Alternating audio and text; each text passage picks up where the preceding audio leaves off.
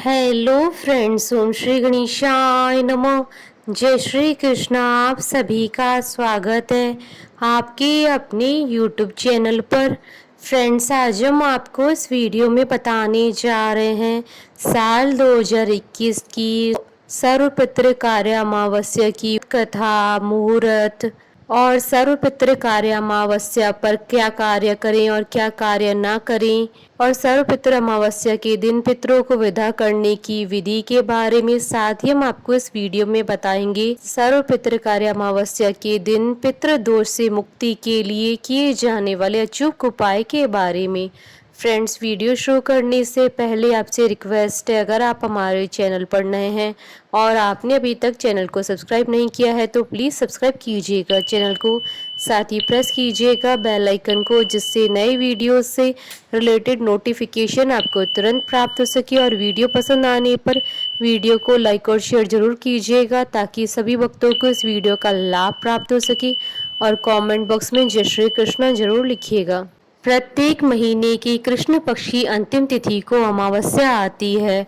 अश्विन मास में पड़ने वाली अमावस्या को सर्वपितृ अमावस्या या मोक्षदायिनी अमावस्या कहा जाता है। इस बार सर्वपितृ अमावस्या 6 अक्टूबर 2021 बुधवार के दिन है। इसी दिन पितृपक्ष का समापन भी होता है। धार्मिक मान्यताओं के अनुसार पितृपक्ष में पितृ धरती पर विचरण करते हैं और पितृपक्ष के आखिरी दिन पितृजनों को विदा कर दिया जाता है।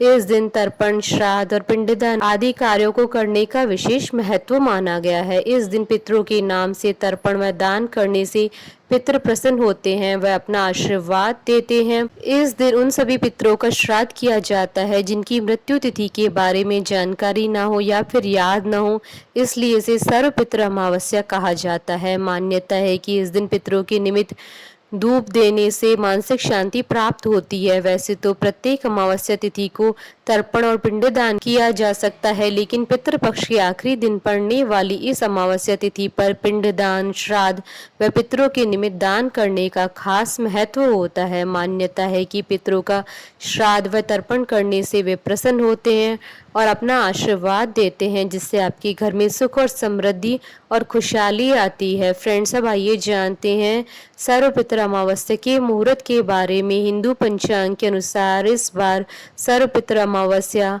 6 अक्टूबर 2021 बुधवार के दिन है। अमावस्या तिथि प्रारंभ होगी 5 अक्टूबर 2021 को शाम 7:04 से और अमावस्या तिथि का समापन होगा 6 अक्टूबर 2021 को शाम 4:34 पर। फ्रेंड्स, अब आइए जानते हैं सर्वपितृ अमावस्या पर पितरों को विदा करने की विधि के बारे में। इस दिन प्रातः काल उठकर बिना साबुन के स्नान करें और स्वच्छ वस्त्र धारण कर लें। अब श्राद्ध के लिए सात्विक भोजन तैयार करें। बनाए गए पकवान में से थोड़ा थोड़ा भोजन निकालकर एक थाली में लगाएं। अब अपने घर के आंगन में या छत पर जाकर पत्तल और दोनों में भोजन और जल साथ में रखें। पितरों से उसे ग्रहण करने की प्रार्थना करें और गलतियों के लिए क्षमा मांगें। अपने घर की देहरी पर उपले की अंगार पर घी, चीनी और चावल की कुछ दाने डालकर अग्नि प्रज्वलित कर अग्यारी करें। शाम के समय सरसों के तेल का दीपक जलाकर चौखट पर रखें। या पितरों से आशीर्वाद बनाए रखने और अपने लोक लौटने का आग्रह करें। फ्रेंड्स, अब आइए जानते हैं सर्वपितृ कार्य अमावस्या के दिन क्या कार्य करने चाहिए और क्या कार्य नहीं करने चाहिए। इस दिन पितरों का आशीर्वाद प्राप्त करने के लिए ब्राह्मणों को घर पर बुलाएं और आदर के साथ उन्हें भोजन करवाएं और दक्षिणा देकर उन्हें विदा करें। इस दिन गाय, कुत्ते और कौवे को भोजन अवश्य कराना चाहिए।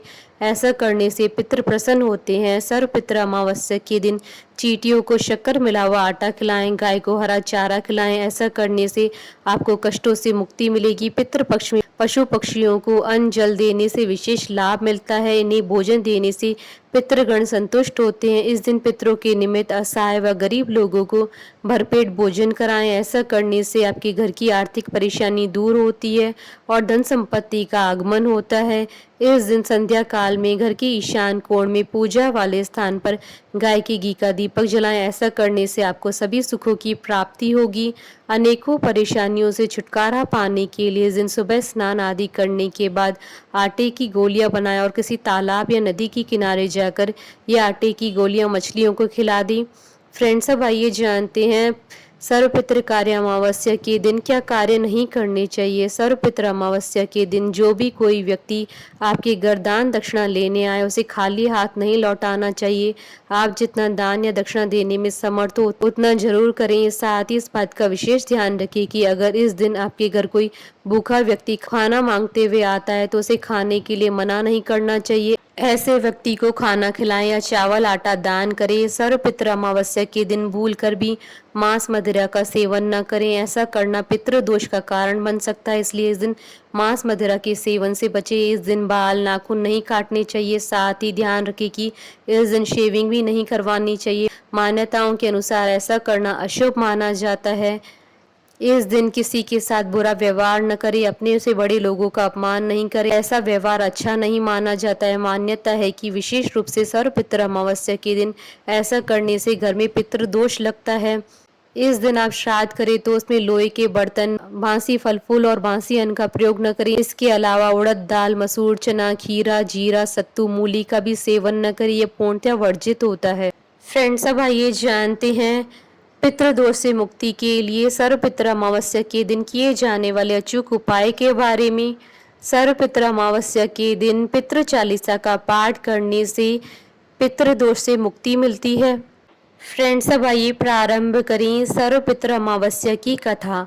देवताओं के पितृगण अग्निष्वात जो सोमपत लोक में निवास करते हैं, उनकी मानसी कन्या अक्षोदा नाम की एक नदी के रूप में अवस्थित हुई। मत्स्य पुराण में आछोद सरोवर और अक्षोदा नदी का जिक्र मिलता है, जो कि कश्मीर में है।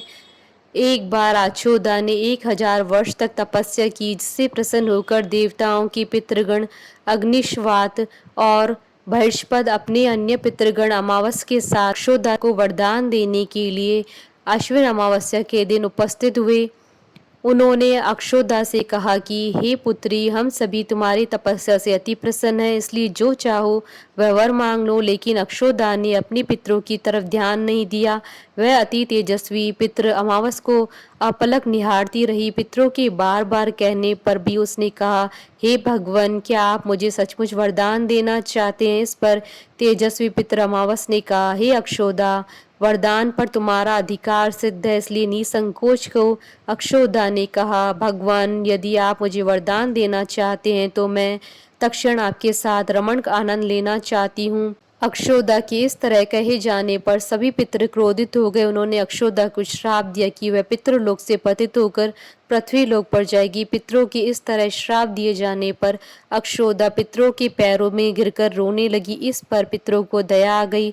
उन्होंने कहा कि अक्षोदा, तुम पतित योनि में श्राप मिलने के कारण मत्स्य कन्या के रूप में जन्म लोगी। पितरों ने आगे कहा कि भगवान ब्रह्मा के वंशज महर्षि पराशर तुम्हें पति के रूप में प्राप्त होंगे। तुम्हारे गर्भ से भगवान व्यास जन्म लेंगे। उसके उपरांत भी अन्य दिव्य वंशों में जन्म लेते हुए तुम श्राप मुक्त होकर पुनः पितृलोक में वापस आ जाओगी। पितरों के इस तरह कहे जाने पर अक्षोदा शांत हुई।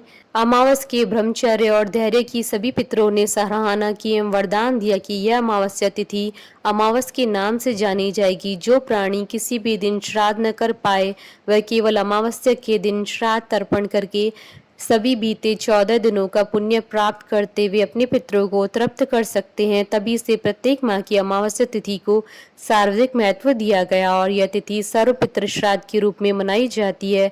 उसी पाप के प्रायश्चित हेतु कालांतर में यही अक्षोदा महर्षि पराशर की पत्नी एवं वेद व्यास की माता सत्यवती बनी थी। तत्पश्चात समुद्र के अंशभूत शांतनु की पत्नी हुई और 2 पुत्र चित्रांगद तथा विचित्र वीर्य को जन्म दिया था। इन्हीं के नाम से कलयुग में अष्ट का श्राद्ध मनाया जाता है।